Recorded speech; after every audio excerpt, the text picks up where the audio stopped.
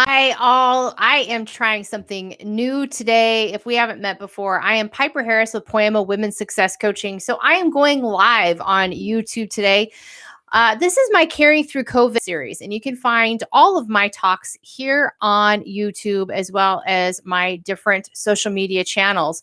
So, this week we have been talking about the adult mind. And yesterday we took a break from these small video series, and you joined me, hopefully, for my Lunch and Learn, where we discussed mindfulness and self compassion, how we can have this both personally and professionally.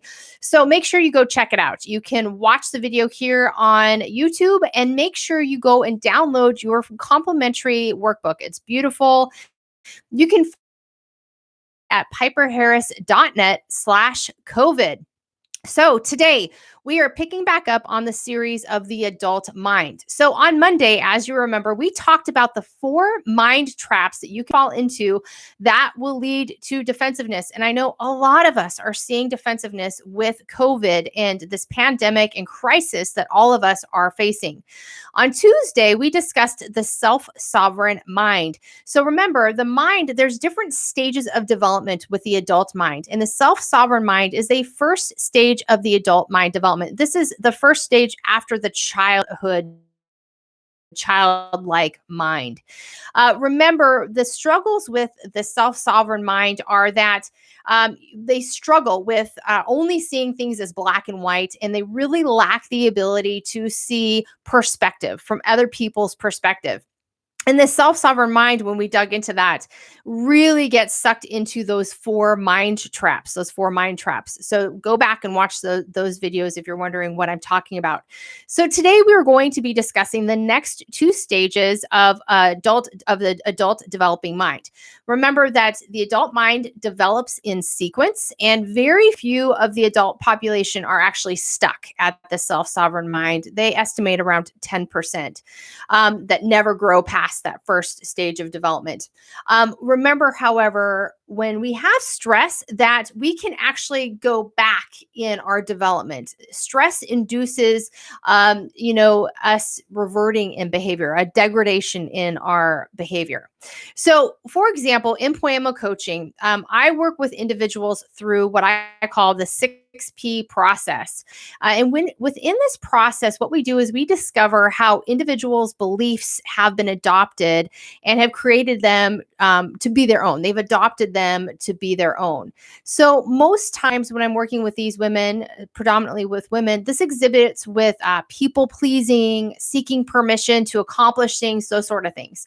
So this can be directly related to the second stage of an adult developing mind, which is the socialized mind. So what I mean by the socialized mind is this mind develops that the truth is what you are perceiving or someone is perceiving outside of themselves. Okay. So their truth is what they're perceiving from the outside. So whether that be friends, family, work experiences, whatever it may be. So the socialized mind, everything is external. That's how they build who they are. So for example, I had a client who came to me and she was extremely frustrated with being overlooked for management positions. She did everything for everyone. And honestly, at the cost of her health and at the cost of her family life as well. She was always the listening ear for anyone in the organization. She did every single task. She was always raising her hand. I'll do this for you. She was that person. And I'm sure you can think of someone like her as well in your organization, or maybe you are her. But she was perceived as the helper. That was her persona. She took that on. That was her socialized mind, as I am the helper.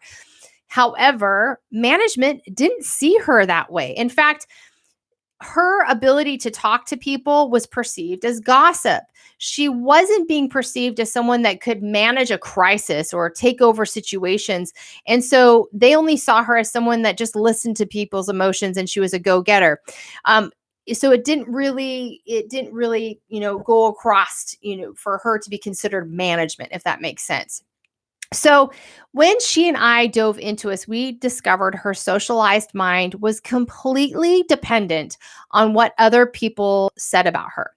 Okay. You're the giver. You do everything. You're amazing. You're so kind. However, again, none of this translated professionally for her. So we had to dig through some of these beliefs that were from the external forces, her family, what her coworkers are saying, and discard those that really truly weren't serving her. So now the socialized mind isn't always a bad thing. It really, truly isn't a bad thing. In fact, the individuals who primarily live and work within the socialized mind of development, they are the goodness of our society. Adam Grant, if you know Adam Grant's work, I love his book, Givers and Takers. We're talking about the givers in society. These are the people that you're seeing right now, especially in the midst of COVID, that are just giving so much of their time and their energy.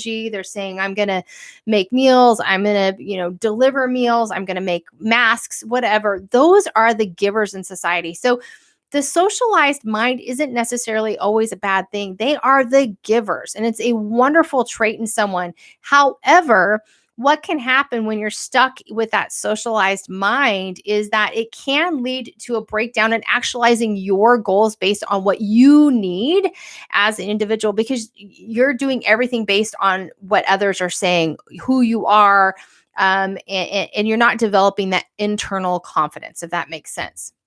So, the third stage of the development of an adult mind is called the self authored mind. So, about 50% of adults reside in this stage. So, this stage is when the adult is able to discern, this is the external environment, these are the external opinions that I'm hearing, but they're also able to then bring in their internal navigation system. So, whether that's their values, their beliefs that truly serve them. So they're able to take those two things and write their own story. They're not allowing everything externally to define who they are. They're able to care about other people's opinions and thoughts without those opinions defining them or determining their path. Does that make sense? So the problem, though, with a self-authored mind is that when complexities arise, they may struggle to see all perspectives. All perspectives. So essentially, with a self-authored mind, you're able to define who you are. But what happens when someone gives you multiple projects with multiple perspectives, with multiple team members? Their definitions may not line up with the definitions that you have created. So, a self authored person is someone who is extremely strongly guided by their purpose. Okay. So, they take responsibility for the response for their actions and their emotions, and they hold others responsible for theirs. Okay. So, they can name and reflect on the values that are shaping their actions and the reactions. But they're also that you can find that they're also blind to some of those same values that they hold dear when someone else with someone else, because it doesn't fit into their definition of that project or that person. Does that make sense? So the same values that they are using as their internal navigation may be somebody else's values, but that person is not using that value in the same way that the self-authored person has defined. So very interesting, right? The different stages of the adult mind. Thinking on what you've been faced with this COVID crisis within your homes. We're all in close quarters trying to navigate homeschooling and business, but thinking about your organization as well. My point in bringing all this information to you is to help you to understand how the brain works, understand what stress does, and it really gives us this kind of, we revert back to old behaviors. We get stuck in those four mind traps. But I also hope in sharing this information is that it helps you to increase your empathy. That I said on Tuesday, it gives you that beat. It gives you a moment to think, this is what this person's going through. This is the stress. This might be inducing this behavior. This person might be at this stage of development in their mind.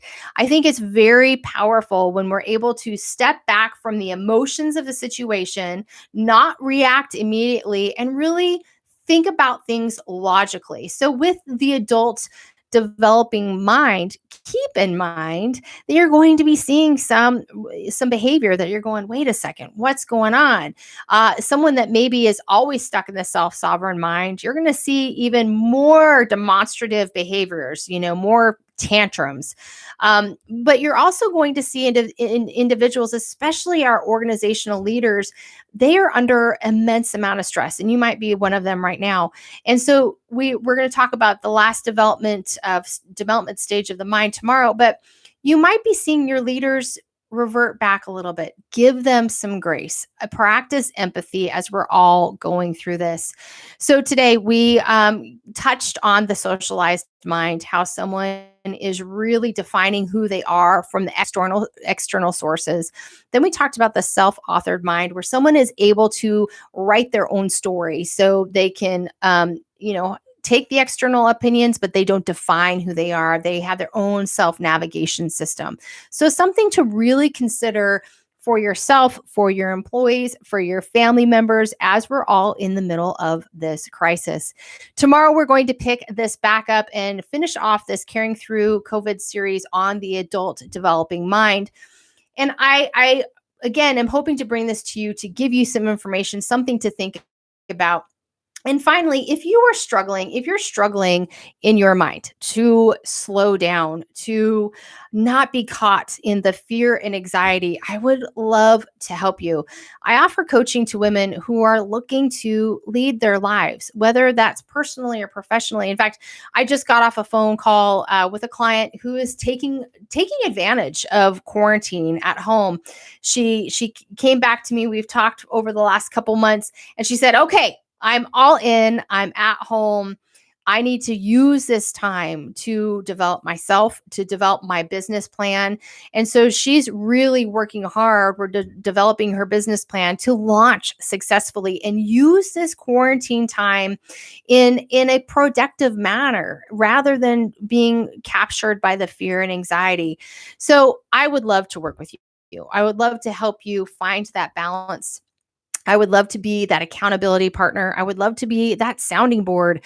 I have a couple clients actually in the healthcare field, and I can tell you, we're not working on leadership skills right now. They're coming to me and they're just saying, "I'm exhausted. I need you to listen." And that's what I'm here for as well.